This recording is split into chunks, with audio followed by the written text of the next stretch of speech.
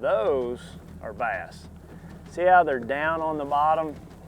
Those are definitely bass, in my opinion. They're not spaced really close together. Got some shad, brush pile right there above them, and there is a bunch of them. Holy smokes, they are from 15 to 20. I'm fixing to catch one, I promise you.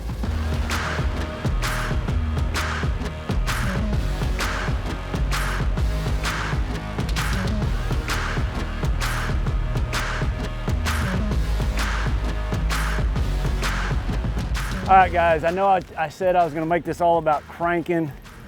I've got to call an audible here, and I just got to throw a football jig. You know, summertime fishing, you're always gonna have a few other baits rigged up. I'm gonna throw this football jig out there. Just, again, I got here and I lost all those fish. I just want to show them something just a little bit different. The joys of summertime fishing.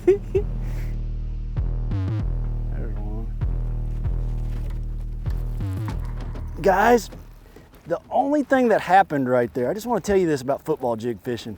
My line just went slack. I never felt the fish bite. It's just like somebody cut my line. So when that happens, you got to set the hook. Not a big one, but they're all fun to catch in my book. Thanks, buddy. Thank you, thank you. There is another one.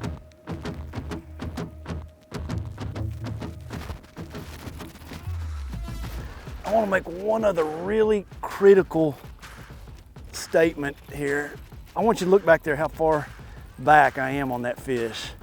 I am making really long casts. I want to stay off of my fish. I don't want them to feel the presence of my boat. I just want to stay as far back off of those things as I can and still make a cast there to them. All right, guys, I'm gonna show you one more bait here before I leave, just because I think I need to show you. I think I need to show these fish. And that's the old hair jig. Oh, I better catch that one. I better catch this one, and then I'll show them the hair jig. Oh, come here. Wasn't very big.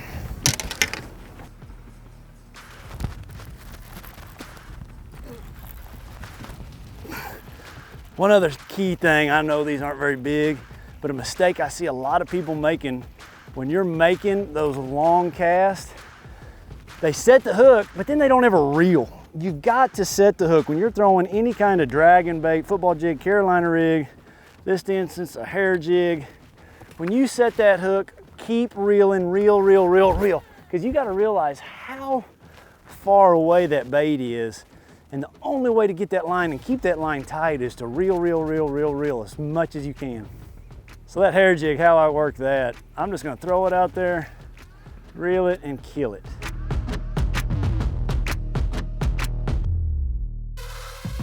See this right here on my line? A lot of times when you come through fish and you're through a lot of fish, that's slime. You think that's water, that's slime. There's still a bunch of fish down there. That could be catfish slime or that could be bass slime, but I just caught a bunch of bass here. So they're just still sitting down there, but they're not eating. But that's what that was, a slime from a fish.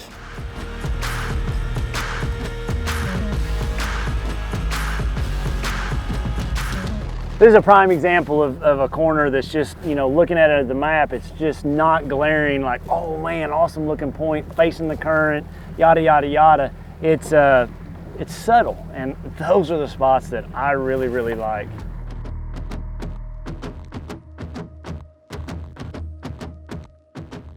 You know, I've been fishing for about an hour. One thing I want you guys to remember, you know, when you're making these long casts, you're really cranking on that rod. Up here, about this distance, you know, the distance of, you know, if I've got that much line out when I go to cast or that much line out, if you think about it, you wear this line out a lot because you're creating heat and friction by really cranking on that thing and casting it. So when you go to check your line after fishing it for an hour, hour and a half, check it right here, because this will heat up, retie it, that 2 foot up on your line, that's what's going to heat up. That a lot of times will break on you way before something down here will. Couple key critical components when in your crankbait fishing. This bait must run straight. We've talked about tuning a crankbait. Everybody knows how to tune a crankbait, but one thing I want to pass on to you that some people overlook. Be sure you tie in the middle of that split ring. Don't tie over here on this side, the back of it. Tie where the split ring comes together. The reason for that, if you tie on the other side, that end may hit the eye, and no matter how much you tune your crankbait, it won't run straight. I will spend hours upon hours upon hours right here in a tournament. I can go all day long idling. I never need to make a cast because when I see them, I mark it and then I keep going. You know, today we're fishing them, but that's how you win tournaments. You try to find as many groups of these fish as you can because you never know which group you're going to get to fish when you got a 200 boat tournament on a lake like this. So you've got to find so many of them, and then hopefully you can get on 10 of them come tournament day.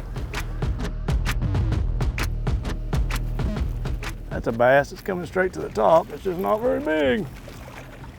I didn't think they were, but there's a bunch of them down there.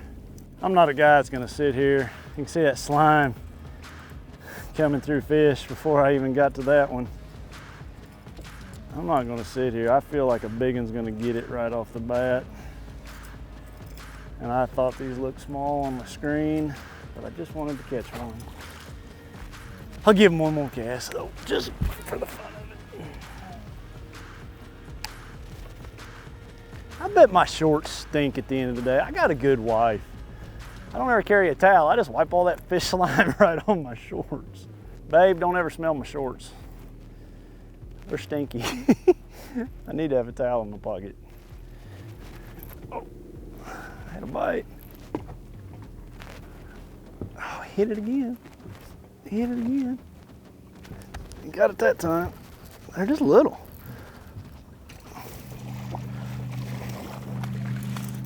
All right, we're moving. We're moving, man. That's one that'll hook me. You turkey. All right, let's go. We're hunting for big ones.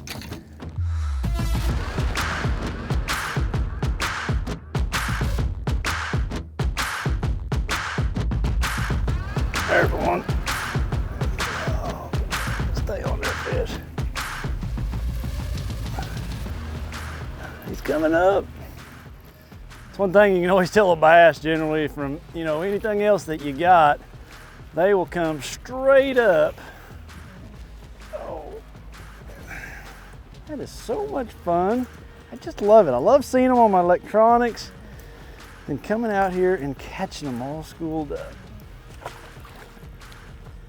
Oh man, I changed it up. I took that brightness out of it, just put a little bit more of a natural color, and one hit it the first cast. Yes. Oh, and it's a big one. Big one, big one. I don't want to change positions on him. I'm gonna bring him around this way. Come here, baby doll. Look at that. Look at the big old bucket head. Look at the bucket head. Jump for me. Golly, it's just like it's not even moving. Oh, yes. Yes, yes, yes, yes, yes, yes, yes, yes.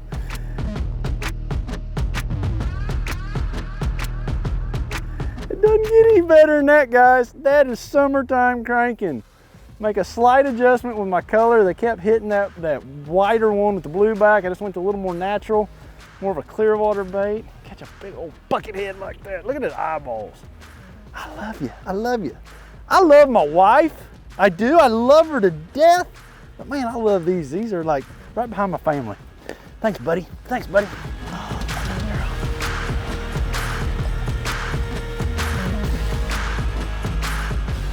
Something that I will do, you know, especially if I'm trying to get a bait a little deeper than it's supposed to go, or if you've got somebody in the boat that can't make that long cast, I mean, just face it, not everybody's gonna be able to throw it that far. Pivot your boat, make the cast, then pivot your boat back. You're basically gaining 30 to 40 feet in that cast by making the cast, letting it land, and then pivot my boat 90 degrees, I'm gonna gain, you know, if I just do it go 90 degrees, I'm gonna gain half the length of my boat. I've got my spool open, and there, boom, I've just made a longer cast. And that'll be a way that'll help maybe if you got a young angler in the boat that can't make that long cast, but you've got the cast lined up where the fish are at, just pivot your boat 90 to 180 degrees, and it'll help that person that's oh gosh dang it, brush pile. It'll help that person get that bait down there a little bit deeper. I know this is simple and 90% everybody knows it, but make sure you hold your rod down, point it down towards the water. That's gonna add that much more depth to your crankbait. You know, the closer you hold it to the water, it's gonna get a little bit deeper. The crankbait bite, what it feels like. It just loads up, guys. I know you've heard a lot of people saying that, but it's so important to get in tune with what that bait feels like wobbling through the water. And a lot of times that's just gonna stop. You know, you'll still have some resistance there from that fish, but that's when you wanna lean on them. And I lean on them pretty hard, you know, right off the bat, because I've got so much line out there. Oh, he come on. Gosh dang it. Hadn't tightened my drag yet. Oh, sand bass. Hadn't tightened my drag yet. I loosened my drag, you know, when I catch one. Get off there, buddy. And hadn't tightened my drag yet after that last fish. And that one hated it, slipped the drag. When choosing your crankbait, always choose a crankbait that dives deeper than the depth that you think you're gonna fish. You know, on my boat, I've got a 14.5 tied on, I got a 17.5, a 25, and a 25. So whatever depth I pull up to, I've got a bait for that, but I'm always gonna choose one a little bit deeper. If I'm in 17, 18 feet, I'm gonna choose the 20.5. If I'm in 14, 15 feet, I'm gonna choose the 17.5. You know, because when they say it goes 17.5, that's generally with 10-pound tests, the smallest pound test they can find, optimum conditions. So always choose one a little bit deeper than what you're trying to achieve. There's one. Oh baby, oh baby, that might be a big one. It is. Golly, that's a good one. Good one, yes. Get in here. Come here, come here, come here. Look at that crankbait. You can't even see it. It's out of sight. Gosh almighty. Come here, girl. Come here. Oh. Come here, come here, come here. Oh. Man, that fish looks rough. It's been rode hard and put up wet.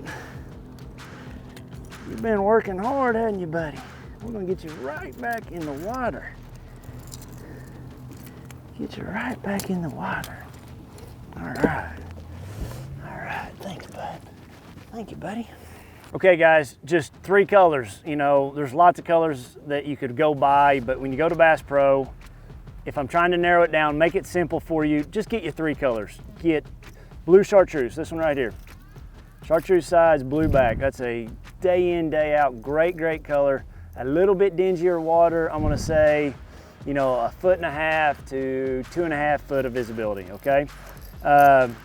Like a sexy shad. This is called sexier back, I think. Just a little bit white size, a little bit of chartreuse. This is gonna be just a tad bit cleaner water, that 2 to 3 foot watercolor. And then something like this, a chameleon pearl. This is gonna be in my clear water bait.